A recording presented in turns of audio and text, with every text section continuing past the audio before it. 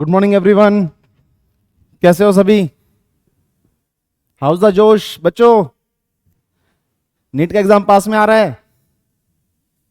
आखिरी के 15 दिन बचे हैं बेटा, है कि नहीं? डर लग रहा है? हाथ पैर फूल रहे हैं? नहीं नहीं।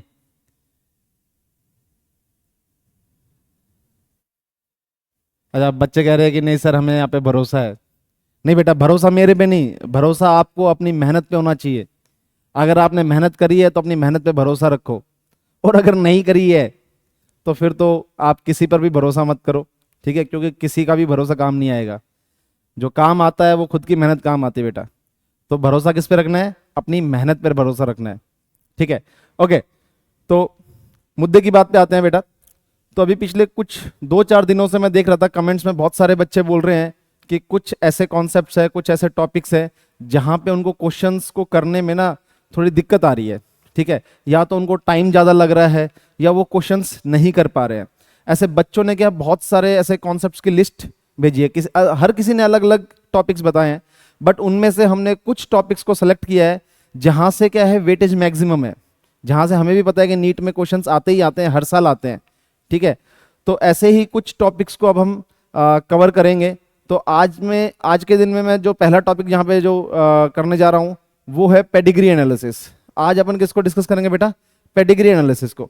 तो सबसे पहले अगर अपन देखें तो पेडिग्री एनालिसिस होता क्या है? ठीक है? व्हाट इज पेडिग्री एनालिसिस और अपन करते क्यों हैं? Why do we need to do the pedigree analysis? तो अगर अपन देखें तो पेडिग्री एनालिसिस क्या है बेटा? ग्राफिकल रिप्रेजेंटेशन है। क्या है? ग्राफिकल रिप्रेजेंटेशन है। किसका? जेनेटिक ट्रेट्स के इनहेरिटेंस का। किसका है बेटा? जेनेटिक ट्रेट्स के इनहेरिटेंस का, दो या दो से ज्यादा जनरेशंस में। ठीक है? और उसी को अगर अपन एक फैमिली ट्री के फॉर्म में अगर रिप्रेजेंट करते हैं, ठीक है, या प्रेजेंट करते हैं, तो उसी को अपन क्या बोलते हैं? Pedigree analysis. तो अपन बोल सकते हैं इसकी डेफिनेशन में, it is the graphical representation of inheritance of certain genetic traits for 2 or more generations presented in the form of a family tree। इसी को अपन क्या बोलेंगे बेटा? Pedigree analysis. क्या बोलेंगे? Pedigree analysis. अब सवाल आता है कि इसको करने की जरूरत क्या है, करते ही क्यों है? बहुत सारे बच्चे बोले सर क्यों ही करना, क्यों हमारा सिलेबस बढ़ाना, वैसे ही इतने सारे चैप्टर्स हैं, इतने सारे कॉन्सेप्ट्स हैं, है कि नहीं? है ना? हाँ। तो अब अगर इसको देखें कि करते क्यों है बेटा, तो देखो इंसानों में, ह्यूमंस में बहुत सारे ट्रेट्स है जो कि जेनेटिक है, जो कि कैसे है? जेनेटिक है। ठीक है? अब जो इनका इनहेरिटेंस है, इनकी इनहेरिटेंस की जो स्टडी है वो हम बैक क्रॉस या टेस्ट क्रॉस तो कर नहीं सकते ह्यूमंस में। ठीक है? अगर प्लांट्स होते तो भी सोच लेते, बट यहाँ पे ह्यूमंस में इनहेरिटेंस की स्टडी को करने के लिए अपन बैक क्रॉस या टेस्ट क्रॉस तो यूज कर नहीं सकते। तो यहाँ पे हमने क्या किया, एक ऐसे जनरेशंस का एक ऐसे फैमिली ट्री बनाया। ठीक है? और उस फैमिली ट्री या फैमिली चार्ट को ही अपन क्या बोल रहे हैं?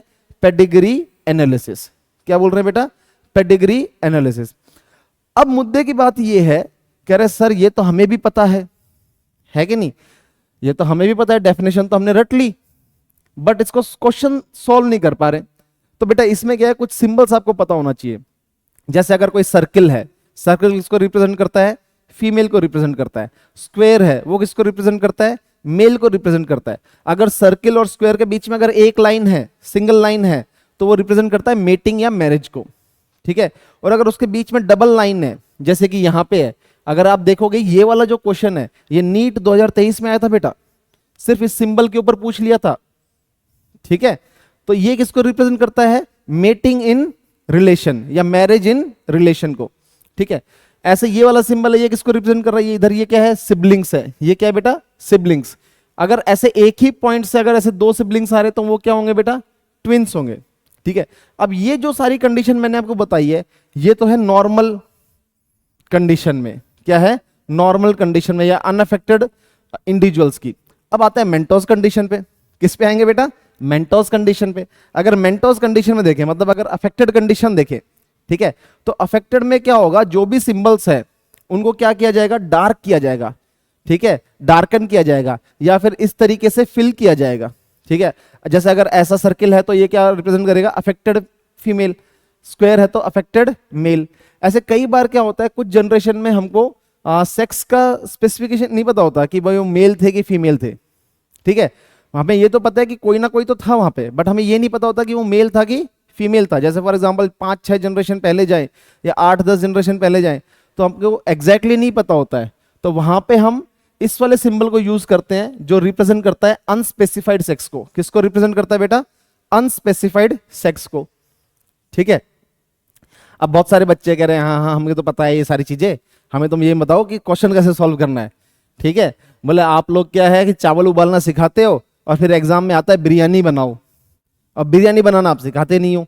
ठीक है, तो बेटा कोई बात नहीं, आज हमें तुम्हें इतनी लाजवाब बिरयानी बनाना सिखाएंगे। देखो, अब एक तो क्या है, ये नॉर्मल स्टैंडर्ड मेथड है। क्या है बेटा? स्टैंडर्ड मेथड है।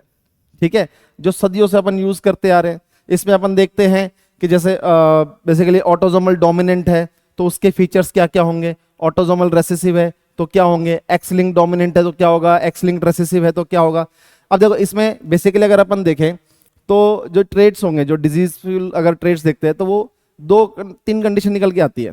ठीक है, सबसे पहले तो अपन देखेंगे कि भाई सेक्स लिंक्ड है कि ऑटोजोमल है। पहले तो 2 कंडीशन आई कि सेक्स लिंक्ड है कि ऑटोजोमल है। अगर सेक्स लिंक्ड है तो उसमें भी 2 कंडीशन है कि एक्स लिंक्ड है कि वाई लिंक्ड है। अगर देखो वाई लिंक्ड होगा तो हमेशा किस में होगा? सिर्फ और सिर्फ मेल्स में होगा, फीमेल में कभी नहीं होगा। ठीक है, क्योंकि वाई क्रोमोसोम सिर्फ किस में होता है बेटा? ओनली मेल्स में होता है, फीमेल्स में होता ही नहीं है। ठीक है, तो अगर ऐसा कोई डिजीज है जो कि वाई लिंक्ड है वो सिर्फ और सिर्फ किस में देखने को मिलेगा? मेल्स में देखने को मिलेगा। बट ऐसा नहीं है कि आपको बस मेल्स में दिखाई दे रहा है तो आप उसी के बेसिस के ऊपर आप बोल दोगे कि ये वाई लिंक्ड है। ठीक है, और भी कुछ कैरेक्टर्स देखने पड़ते हैं। ठीक है बेटा, अब यहां पे अगर अपन देखें एक्स लिंक्ड और ऑटोजोमल में अगर अपन आए तो इनमें भी 2 कंडीशन होती है कि डोमिनेंट है कि रेसेसिव है। क्या है? डोमिनेंट है कि रेसेसिव है। अगर ऑटोजोमल डोमिनेंट की बात करें तो ऑटोजोमल डोमिनेंट में स्किपिंग ऑफ जनरेशन नहीं होता है। जैसे कि एक जनरेशन में है, ठीक है, दूसरी में नहीं है, फिर तीसरी में है। ऐसा जो बीच में जो जनरेशन स्किप हुई है ना, ये देखने को नहीं मिलेगा किसमें? ऑटोजोमल डोमिनेंट में। ठीक है, दूसरा अगर इसका फीचर देखें तो अफेक्टेड पेरेंट्स के अनअफेक्टेड चाइल्ड हो सकते हैं। देखो अगर इसको देखें कि ये कैसे होता है तो अपन इसको ऐसे देखते हैं। ओके, इसको ऐसे देखते हैं। ठीक है, कि affected parents can have unaffected children. जैसे फॉर एग्जांपल यहां पे देखो ये हेट्रोजाइगस कंडीशन है पेरेंट्स की और दोनों के दोनों अफेक्टेड है। दोनों के दोनों क्या है बेटा? अफेक्टेड है। इनके जो प्रोजेनी होगी वो ऐसे भी तो आ सकती है, तो अफेक्टेड पेरेंट्स की अनअफेक्टेड प्रोजेनी हो सकती है। ठीक है, तो ये क्या है? ऐसा हो सकता है। हो सकता है कि नहीं हो सकता? ऐसा हो सकता है। ठीक है, अब आते हैं नेक्स्ट उस पे।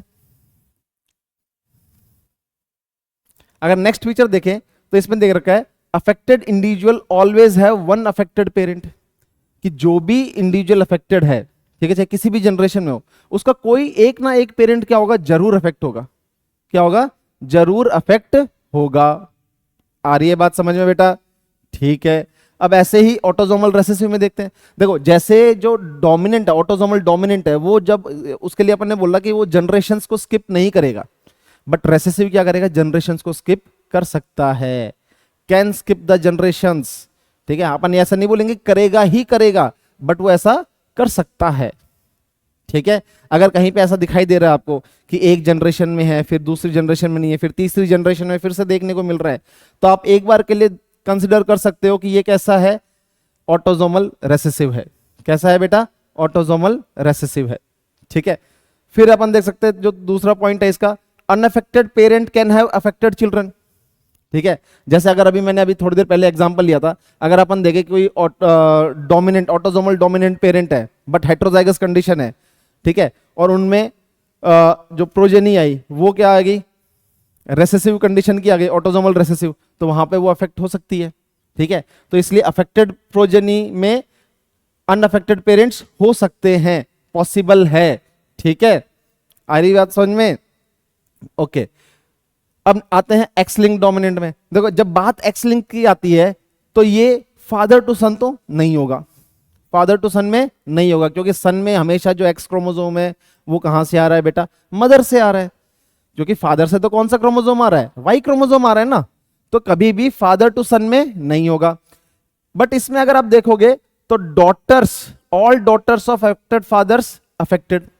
जैसे फॉर एग्जांपल अगर एक्स लिंक डोमिनेंट है, जैसे अगर हम यहां पे देखें तो ये वाली कंडीशन देखते हैं बेटा, ठीक है, कि जैसे ये कोई फादर है जो कि क्या है, अफेक्टेड है, ठीक है, इनकी शादी हुई किससे, एक नॉर्मल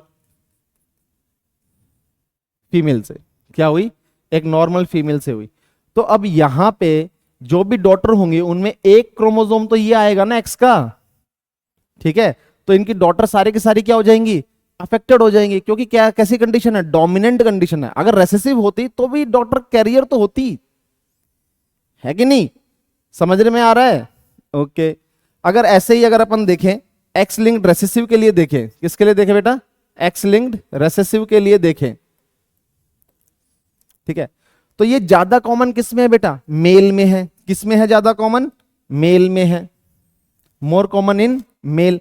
ये भी कभी भी फादर टू सन नहीं होगा, रीजन बीइंग मैंने आपको बताया, फादर से सन में हमेशा कौन सा क्रोमोसोम जाएगा, वाई क्रोमोसोम जाएगा, एक्स क्रोमोसोम हमेशा कहां से आएगा, मदर से आएगा, ठीक है। अगर ऐसा एक्स से रिलेटेड डिजीज है तो कभी फादर टू सन में नहीं होगा, ध्यान रखना इस बात को, ठीक है। यहां पे बेसिकली क्रिस क्रॉस इनहेरिटेंस देखने को मिलता है। कैसा इनहेरिटेंस देखने को मिलता है, criss cross inheritance. Criss cross inheritance बोले तो कि मदर से सन में जाएगा और फादर से डॉटर में जाएगा, ठीक है। अब ये तो है पूरी की पूरी पोथी पेडिग्री एनालिसिस के क्वेश्चन सॉल्व करने के लिए। अगर ये पोथी दिमाग में है तो आप क्वेश्चंस क्या कर पाओगे, सॉल्व कर पाओगे। जैसे एक एग्जांपल लेते हैं, ये जो क्वेश्चन है बेटा ये आया था नीट 2015 में। ये क्वेश्चन कहां पे आया था बेटा, नीट 2015 में आया था, ठीक है, ओके। अब इसमें ये इसके 4 ऑप्शंस हैं। अब अगर अपन इस पोथी के अकॉर्डिंग जाएं, पहले इस पोथी के अकॉर्डिंग इसको सॉल्व करते हैं, ठीक है। जैसे सबसे पहले अपन ने क्या देखा कि normal parents giving rise to diseased offspring in third generation. देखो यहां पे अगर अपन देखें तो ये फर्स्ट जनरेशन हो गई, ये सेकंड जनरेशन हो गई, ये थर्ड जनरेशन हो गई, ठीक है, ये क्या हो गई, थर्ड जनरेशन हो गई, और ये हो गई फोर्थ जनरेशन, है कि नहीं, ये क्या हो गई, ऐसे जनरेशन अपन ने बना ली। अब अगर आप देख पा रहे हो तो यहां पे थर्ड जनरेशन में देखो, यहां पे अपन क्या, जैसे ये वाला जो है, ये वाली जो कंडीशन है, जस्ट अ मोमेंट, ये वाली अगर आप कंडीशन देख पा रहे हो, ठीक है, ये वाली कंडीशन में ये अफेक्टेड है, बट अगर इसके पेरेंट्स देखें तो क्या वो अफेक्टेड है, नहीं है कि नहीं। ऐसे ही यहां पे देखो ये दोनों अफेक्टेड है, पर क्या इनके पेरेंट्स अफेक्टेड है, नहीं है। तो जो अनअफेक्टेड पेरेंट्स है वो अफेक्टेड प्रोजेनी दे रहे हैं, जो अनअफेक्टेड पेरेंट्स हैं वो क्या दे रहे हैं, अफेक्टेड प्रोजेनी दे रहे हैं, ठीक है। तो ये कैसा होगा, रेसेसिव होगा। Unaffected parents can have affected children, तो ये कैसा होगा, रेसेसिव होगा। अब यहां से इस वाले पॉइंट से, इस वाले पॉइंट के बेसिस के ऊपर,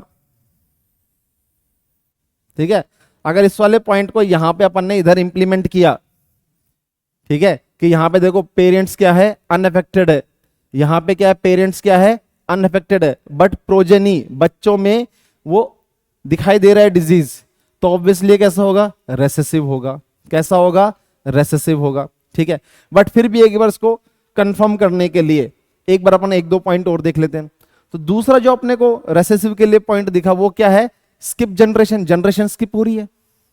क्या हो रही है बेटा, जनरेशन स्किप हो रही है।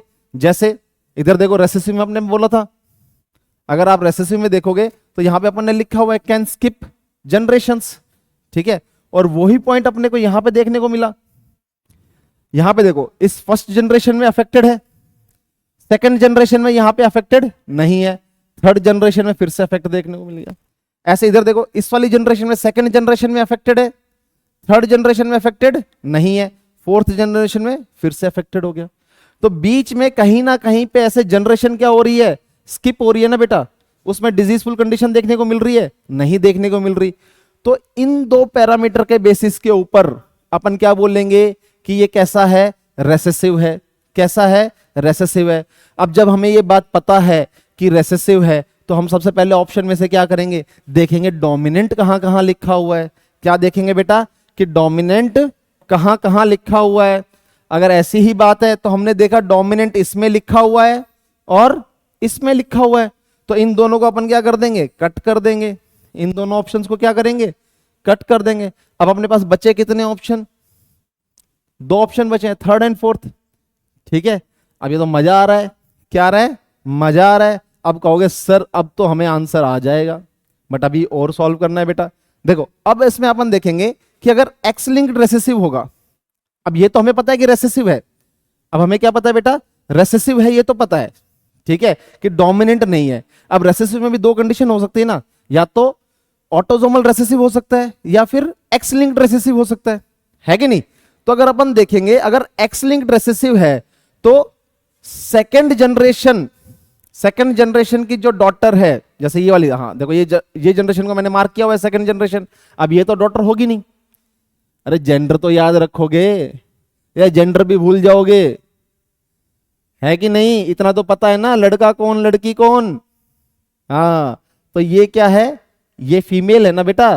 तो सेकंड जनरेशन में जो अफेक्टेड डॉटर है, इधर देखो, then second generation affected daughter should give affected son. अगर देखो ये अगर एक्स लिंक्ड रेसेसिव है, कैसी है, एक्स लिंक्ड रेसेसिव, मतलब यहां पे ये एक्स और एक्स दोनों क्या है, अफेक्टेड है, दोनों क्या है, अफेक्टेड है। तो यहां से एक एक्स तो यहां पे भी जाएगा ना बेटा, यहां पे भी तो एक एक्स आता, क्योंकि सन में तो क्या होता है, एक्स वाई होता है ना, तो वाई तो पिताजी से आ गया, फादर से आ गया। अब यहां पे जो एक्स क्रोमोसोम है वो तो मदर से आएगा ना, कहां से आएगा, मदर से। और सन में तो अगर एक ही एक्स क्रोमोसोम में अगर अफेक्टेड तो ये अफेक्टेड होना चाहिए था। अगर एक्स लिंक्ड रेसेसिव है तो ये अफेक्टेड होना चाहिए था, बट यहां पे है नहीं, तो ऑब्वियसली क्या होगा, एक्स लिंक्ड रेसेसिव तो नहीं है। अब अपन क्या करेंगे, एक्स लिंक्ड रेसेसिव इसको भी क्या करेंगे, काट देंगे ऑप्शन में से, क्या करेंगे, काट देंगे।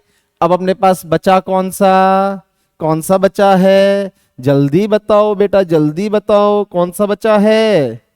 अपने पास बचा है फोर्थ ऑप्शन, ऑटोसोमल रेसेसिव, जो कि क्या है, एकदम सही है।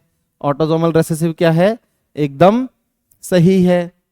ठीक है, अब ये तो जो अपन ने सॉल्व किया है, ये सॉल्व किया है इस पोथी के बेसिस पे, ठीक है, बट इसमें भी क्या अपने को टाइम तो लगा है ना बेटा, 2 से 3 मिनट तो लगे ही है सारी चीजें एनालाइज करने में, सारी चीजें देखने में। बट अगर मैं कहूं कि अपन ये क्वेश्चन सिर्फ 5 से 10 सेकंड में कर सकते हैं और बिना पेन उठाए अगर अपन इसको 5 से 10 सेकंड में कर सकते हैं, तो क्या वो मेथड जानना चाहोगे, यस और नो। बहुत सारे बच्चे लिख रहे हैं सर शॉर्टकट, सर बेटा शॉर्टकट नहीं है, देखो देयर इज नथिंग शॉर्टकट, ठीक है, लाइफ में कुछ भी शॉर्टकट नहीं है। हाँ स्मार्ट जरूर है, तो अपने को क्या करना है, स्मार्ट वर्क करना है। क्या करना है बेटा, स्मार्ट वर्क करना है। ठीक है, तो एक बार के लिए मैं इसको थोड़ा क्लियर कर देता हूं ताकि आपको वो चीजें समझ में आए। ठीक है, जो अपन स्मार्ट मेथड बताने वाले हैं वो चीजें आपको क्या हो, समझ में आए बेटा।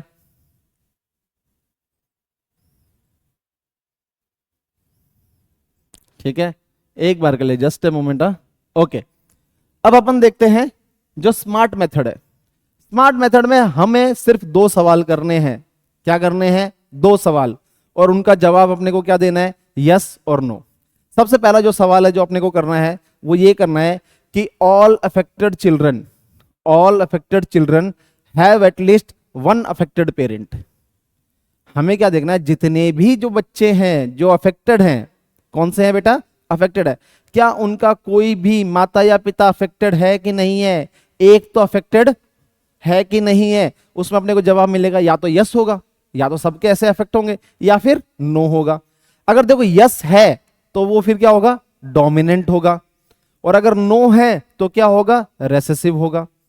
ठीक है, अब देखो अपने को ये तो पता चल गया डोमिनेंट है कि रेसेसिव है, बट अब इसमें भी 2 कंडीशन है कि ऑटोजोमल डोमिनेंट कि x linked dominant, autosomal recessive कि एक्स लिंक्ड रिसेसिव।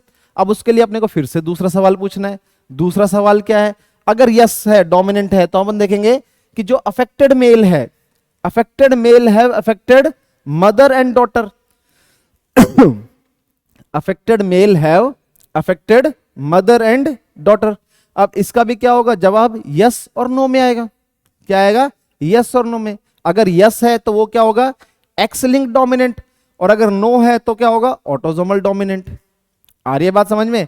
ऐसे ही अगर पहले में नो आया और वो रिसेसिव निकला तो अपन दूसरा सवाल क्या पूछेंगे कि affected female have affected father and son. उसमें भी यस और नो।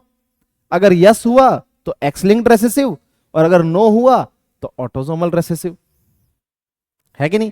अब देखो ये जो है, ठीक है, एक बार इसको ढंग से देख लो बेटा, मैं थोड़ा साइड में हो जाता हूं, ठीक है। इसको अगर आप नोट डाउन करना चाहो ना तो आप इसको नोट डाउन कर सकते हो, ठीक है। इसको आप थोड़ा सा या तो इसका स्क्रीनशॉट ले लो बेटा, ठीक है, या फिर इसको नोट डाउन कर लो।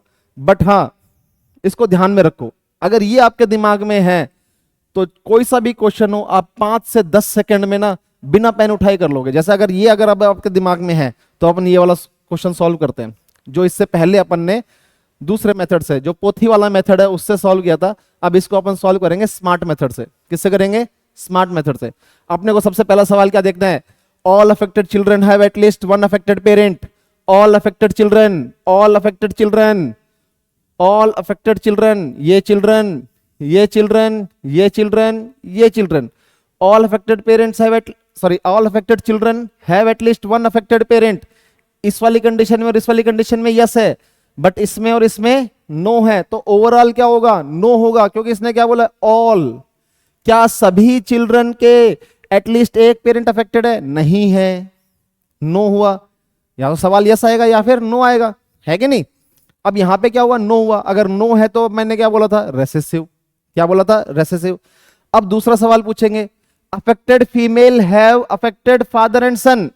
Affected female have affected father and son. No, no तो फिर क्या, ऑटोजोमल रेसेसिव। ये लो जवाब।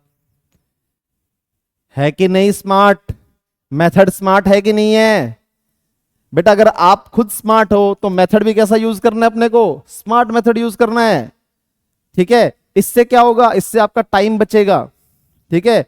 इससे आपके एरर के चांसेस निल हो जाएंगे। क्या हो जाएंगे, निल।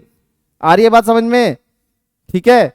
तो ऐसे ही अगर कोई कॉन्सेप्ट है, ठीक है, कोई टॉपिक है, अगर आपको समझ में नहीं आ रहा है तो मेरे को जल्दी से कमेंट में बताओ, ठीक है। टाइम बहुत कम बचा है बेटा अपने पास, ठीक है। ऐसे ही किसी भी कोई कॉन्सेप्ट है जहां पे आपको ज्यादा टाइम लग रहा है तो कमेंट में बताओ, उसके लिए अपन कोई ना कोई स्मार्ट मेथड जरूर डेवलप करेंगे। मैं फिर से बोल रहा हूं, कोई शॉर्टकट मेथड नहीं है, it is just smart analysis and smart use of brain, ठीक है बेटा। तो मैं फिर से बोल रहा हूं, शॉर्टकट मेथड नहीं है, ये क्या है, स्मार्ट मेथड है।